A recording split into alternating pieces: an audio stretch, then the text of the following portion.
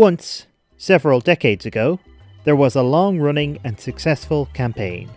It strove to preserve what was worthwhile and entertaining about old ways of playing, while also innovating and using contemporary techniques to enhance everyone's experience and enjoyment. The best of both worlds, you might say. The campaign was a big hit with everyone, changing the way they thought about running D&D, and making people think about what more they might do in the future. Before it had even finished, Ira was setting up his campaign.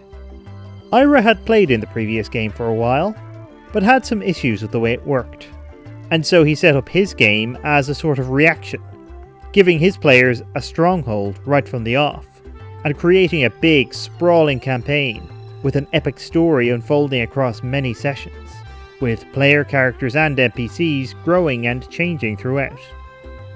Meanwhile, another campaign was beginning.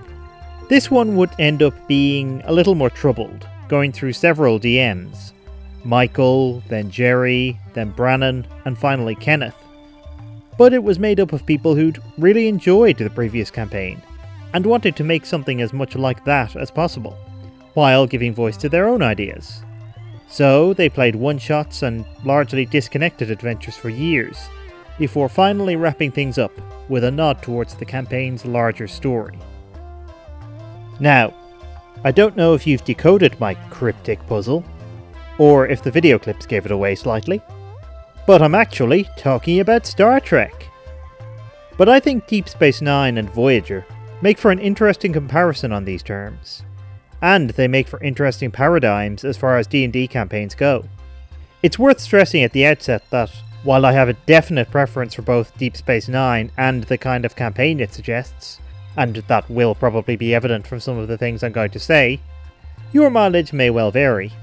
I like Voyager, on the whole, and I enjoy disconnected quests and adventures, and I understand that some people prefer that. All of this is intended as a comparison, not a value judgment.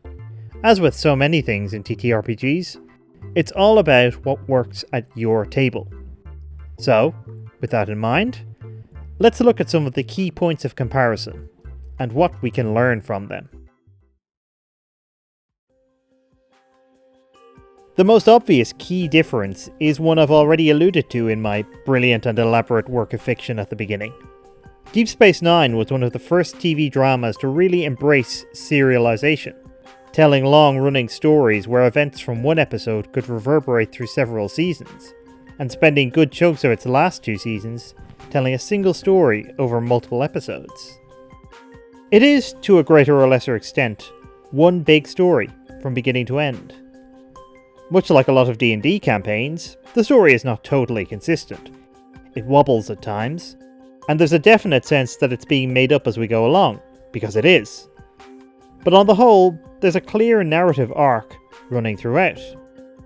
In this way, it resembles a lot of 5e published adventures, where there's one big story that can take up a whole campaign. Stop the demons in the Underdark, steal this legendary treasure, get out of Spooky Land. Voyager, apart from a couple of toe-dipping attempts, largely eschewed this approach, preferring the more episodic structure that had been typical of both the original Star Trek and The Next Generation. In fact, Voyager is arguably bound less by internal continuity than TNG. So, Voyager is more akin to the modules of previous editions, which could be interlinked but were generally discrete adventures. Or indeed, the mostly disconnected adventures of more recent 5e books like Candlekeep Mysteries or Journeys Through the Radiant Citadel. Now, this is despite the fact that Voyager does have an overarching plot-based premise, more so than any other Star Trek series at the time. Voyager is stuck in the Delta Quadrant and needs to get home. This premise feeds into a lot of the series, with many episodes informed by the ship investigating anomalies or technologies that may help them get home quicker. But just as interesting from our perspective is what's not done with it. The fact that the ship's crew is made up of both Starfleet personnel and Maquis, essentially Federation rebels, is rarely addressed, with surprisingly little tension between the two. And more importantly for our purposes, Voyager rarely needs to refuel and, despite its fairly high mortality rate, never seems in danger of running out of crew or shuttles. Its resources are apparently limited, but the show is not terribly interested in exploring the ramifications of that. On the one hand, this seems like a retreat from its own premise, as various critics have suggested, but it's also setting up a different premise. Essentially, that of discrete episodes, like short stories, that can be dipped into largely in any order. So in a sense, Voyager lends itself to a number of different campaign concepts. On the one hand, it's a series of disconnected adventures, one-shots or at least one-off adventures strung together without much continuity between them. On the other, it's also a story about wilderness exploration. The Delta Quadrant is largely unmapped, by the Federation at least, so Voyager has few friendly ports to stop at and rest, and they spend a lot of their time charting the areas they're travelling through. This kind of story, about trying to survive in a hostile environment, is exactly the kind where I would expect resource management to really matter, incidentally. But to be fair, that's not for every table. In fact, what Voyager most resembles in some ways is a West Marches style campaign, with Voyager itself as a friendly hub, albeit a mobile one. Of course, unlike a typical West Marches campaign, where you'd have lots of disparate groups of players, it's really just got one big party in play. It's not like Chakotay, Tuvok and 7 of 9 are going to decide to investigate some planet on a whim without Janeway knowing about it. But that sense of having to map and get to understand the environment is vital. Janeway often describes Voyager's crew as explorers, and while that probably comes as news to Ensign Smith down in engineering, who just wants to get home to her family, it is something that is clearly at the heart of the show, deliberately harking back to both the original series and TNG. And then there's Deep Space Nine, which is set in a space station, not a ship. And that static nature is vital to what DS9 is.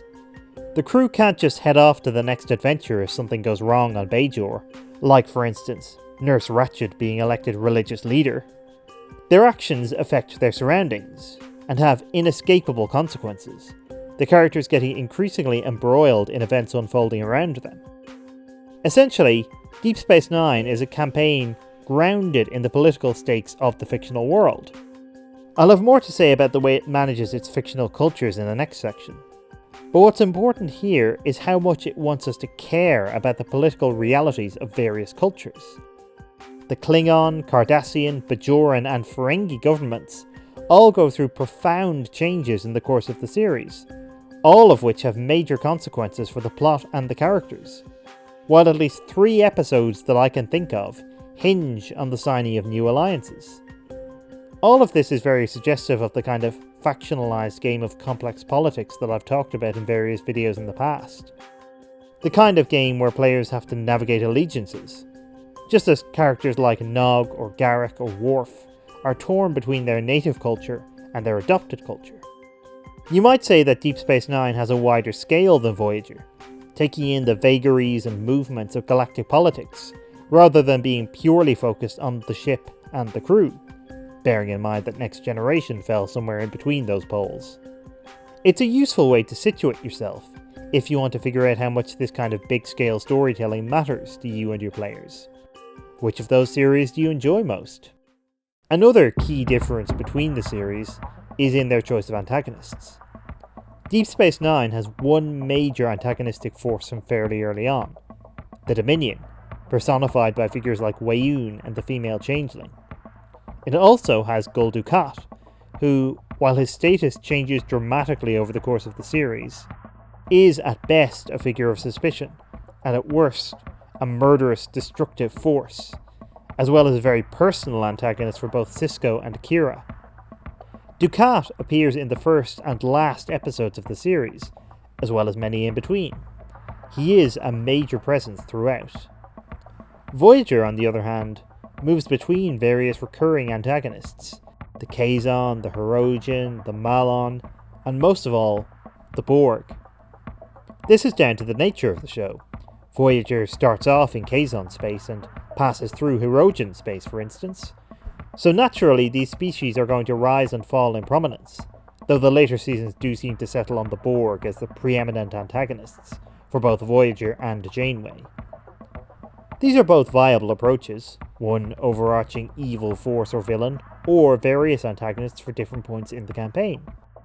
It's very much down to what you think will suit your campaign and, once again, work at your table.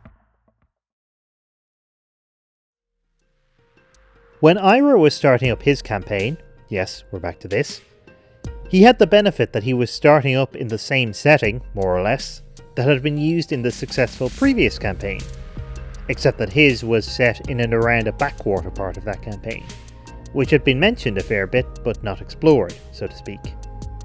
Michael and Jerry, though, consciously chose to set their campaign in a totally different part of the world, let's call it that, with unfamiliar settings and species. You could see these as the difference between using a pre-written setting and creating your own, but really they're more akin to different approaches to an existing setting. Do you want familiarity or novelty? Of course, it's kind of a false dichotomy, because both series end up with a hefty chunk of both. Voyager aims for novelty, and comes up with some really interesting new planets and species, but also ends up taking any excuse to throw in a Ferengi or a Cardassian or a Romulan, to say nothing of the Borg waiting around every corner. Deep Space Nine aims for familiarity, but uses that to dig deeper, to show us what Ferengi culture, for instance, actually looks like, beyond the sort of ultra-capitalist weirdos we saw on Next Generation. I mean, they're still ultra-capitalist weirdos, but they have depth now. But the point is, the two series achieve familiarity and novelty in different ways. It's instructive because, as a DM, you generally want both. You want to surprise your players and have them have to figure out the new monster or whatever that you've plonked in front of them, but you don't want them to feel adrift in a sea of unfamiliar concepts and terminology. Again, the fact that Deep Space Nine is static, where Voyager is always in motion, is relevant here, in quite an intuitive way. Deep Space Nine has the time to settle in and explore its surroundings in depth, whereas Voyager tends to go for a new planet or species every episode or so. Also again, Next Generation fell somewhere in between, exploring plenty of new planets, seeking out new life and all that, but also devoting considerable time to exploring Romulan and especially Klingon culture and politics. So the geography of your campaign clearly matters here, in terms of your approach. Will the characters spend all their time in one city or region, which they'll get to know well, or will they be globetrotting?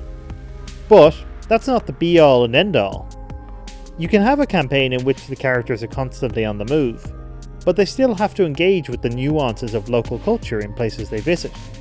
Critical Role tends to do something like this, for instance. It's a matter of how deep the DM and players want to delve, the kind of thing that's worth establishing at a session 0. It's also worth, for the DM, considering how the makeup of your party matters here, especially in terms of ancestries, but also background and place of origin.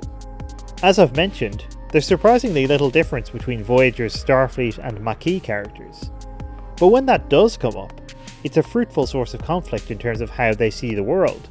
You could think of it in terms of alignment. Beyond that, Voyager likes to tell quite specific stories involving its characters' ancestries, stripping Tuvok's Vulcan logic away or dealing with B'Elanna's Klingon heritage. But these don't tend to actually tell us a huge amount about the cultures from which they come. Even Neelix and Kez, both of whom are from the Delta Quadrant, don't get to engage a huge amount with the depths of Talaxian and Ocampan culture. The big exception here is probably 7 of 9, who does get to be our window into the Borg and, obviously, plays a big part whenever the Borg show up. You might say that she's matched with the central preoccupations of the campaign, and so her ancestry gets to be more than her abilities and the odd bit of characterization. This does leave the other characters in the dust at times though, which is something to be very wary of as a DM. Make sure your campaign doesn't end up being run more for some players than others. Dealing with ancestries and cultures is Deep Space Nine's bread and butter, of course. While it actually has fewer non-human characters in its main cast than Voyager, for its first 3 seasons at least, it uses them very differently. Kira, Odo, Quark, and later Worf all have very different viewpoints, which often differ considerably from Sisko and the other human characters, to say nothing of major supporting characters like Garak and Martok. What's more, their relationship to their cultures is important to the plot. Odo's troubled relationship with the Founders feeds a lot of key developments, for instance, while Worf is vital to much of the Klingon plotline in the later seasons. Again, geography helps here. After all, it's not like B'Elanna or Tuvok have much opportunity to engage with what's going on over on Kronos or Vulcan. But there's also a sense of commitment to the wider ideas.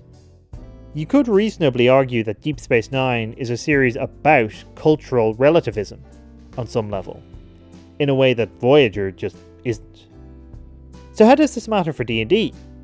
Well, it all comes down to your approach to ancestry. Is it a set of abilities? Is it a cool and unique look?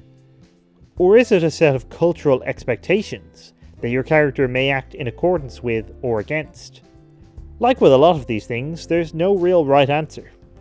The closest thing to a right answer is what you and your friends think is fun. Very possibly some balance between those approaches. Of course, the concept of ancestries and cultures has been a subject of much discussion within D&D and TTRPG spaces in recent years, and there are certainly some pitfalls to be avoided, as I've talked about in the past, with regard to racist stereotypes and unconscious bias. But beyond that, ancestry is very much what you choose to make of it. One of Next Generation's big innovations, driven especially by Michael Piller, was an increased focus on the characters of the Enterprise's crew. Most episodes, from about Season 3 on, focus on a specific character, and each character could be guaranteed a couple of episodes per season, such that we really got to know them over time. This is yet another of the things that both DS9 and Voyager inherited from their overachieving older sibling. But as with so many other things, they took it in quite different directions. Voyager sticks with a pretty similar formula to TNG. Every regular character will be guaranteed an episode or two per season. These tend to be quite self-contained though. The EMH and 7 of 9 have long-form character arcs about becoming more human and or self-aware, but otherwise it's rare for any character development to feed forward into future episodes. In general, Voyager is much more interested in plot than character. Even the character-focused stories tend to progress through things happening to the characters, rather than the plot arising from them. And as you may have guessed from that opposition, DS9 does more or less the opposite. The episodes focusing on specific characters arise out of what we know about those characters. Kira's past as a revolutionary, Bashir's idealism, O'Brien's everyman decency, and episodes like The Darkness and the Light, Hippocratic Oath, or Hard Time proceed according to the logic of who those characters are, rather than hitting specific plot beats. What's more, these characters develop over time. None of the regular characters are the same in the final episode as they were in the first, having been shaped by their experiences. Now obviously, this is all the stuff of television. It's driven by writers with a firm grasp of what is happening, has happened, and will happen to these characters, who get to control everything that happens to them, practicalities and producer mandates notwithstanding. There's a world of difference between this and a story improvised at a table by a collection of players from week to week. But that's not to say that this opposition between plot and character as the key driver of your story is irrelevant. Published adventures veer very much towards plot as the key driver. Discovery A leads to Discovery B, Dungeon X contains a map to location Y, key character suddenly shows up with important information, that kind of thing. But they only do this because plot is the thing they can plan for. They have no idea who your PCs are going to be, but your DM can plan for that. That might be tying a character's backstory into the plot, or it might be extrapolating consequences from the character's actions, or changing up an antagonist to be a better fit for the character's personalities and outlook. All players, more or less, are attached to their characters, but not all of them write out rich backstories and have their characters behave in complex and nuanced ways. Those that do, though, should absolutely be catered to. Those aspects of their characters should be woven into the ongoing story.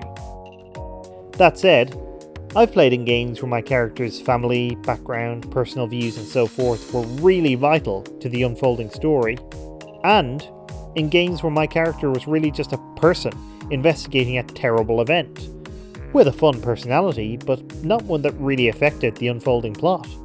And I've enjoyed both types. This is the kind of expectation that's worth setting early on, whether implicitly, by example, or explicitly in a session 0. But either way, it's all about what you think will be most fun.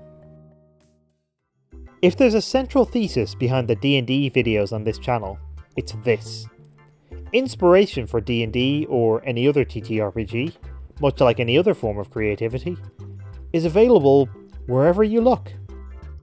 Moreover, your games are inevitably going to be a cocktail of the things you enjoy and admire from media and literature. I focus mainly on games here because they're usually the medium that's easiest to adapt, but inspiration can come from all sorts of places. There's a reason why the DM's guide comes with an appendix of books to provide inspiration, after all. What's more, Star Trek is an incredibly rich vein of stories to be mined. I'm sure many people have taken inspiration from the original series and TNG. Episodes like The Devil in the Dark or The Defector are surely crying out to be adapted into an adventure module. But I think DS9 and Voyager are worth consideration here because of the range of opportunities they represent. They're quite different forms of storytelling, even while being within the same universe and franchise, and even being on the air at the same time for most of their respective runs.